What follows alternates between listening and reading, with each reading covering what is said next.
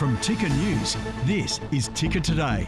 Hello, I'm Aaron Young. US President Donald Trump is attending the 47th ASEAN Summit in Kuala Lumpur, where he witnessed the signing of a ceasefire agreement between Thailand and Cambodia.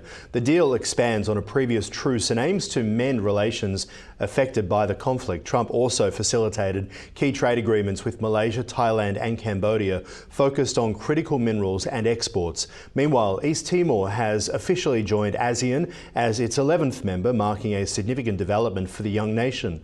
Leaders are also preparing for upcoming discussions on trade negotiations between the United States and China. President Trump has postponed a meeting with Russian President Vladimir Putin until there's significant progress in the peace deal with Ukraine over those negotiations. The announcement follows the cancellation over a planned summit and new sanctions targeting Russia's largest oil firms, aimed at pressuring Moscow over the Ukraine conflict to bring it to an end. According to the Treasury Secretary Scott Bessent, the sanctions freeze Russian companies' US assets and restrict American companies from dealing with them. China and India, which account for a large portion of Russia's oil market, are already reducing their purchases as a result. Trump expressed disappointment that the progress in resolving the Ukraine crisis has proven more challenging than other diplomatic efforts during his presidency. All right, now in the world of tech, AI spending is spurring economic growth, yet many businesses, particularly small ones, are now struggling to survive.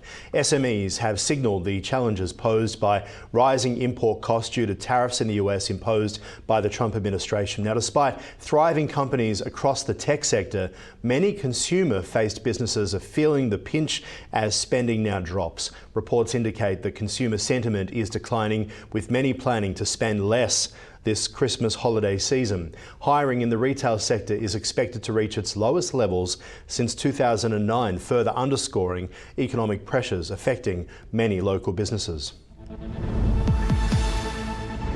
Let's take a look at the markets for you at the beginning of the week. Wall Street reached record closing highs due to lower inflation, positive corporate earnings as well. The S&P 500 and Nasdaq marked their largest weekly gains since August, while the Dow saw its biggest rise since June.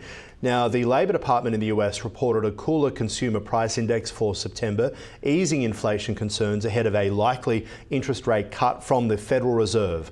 Earnings reports have been promising, with analysts projecting significant growth for S&P 500 companies. Now, this week will feature major results from leading firms such as Meta, also Microsoft and Apple, after they released their iPhone 17 product.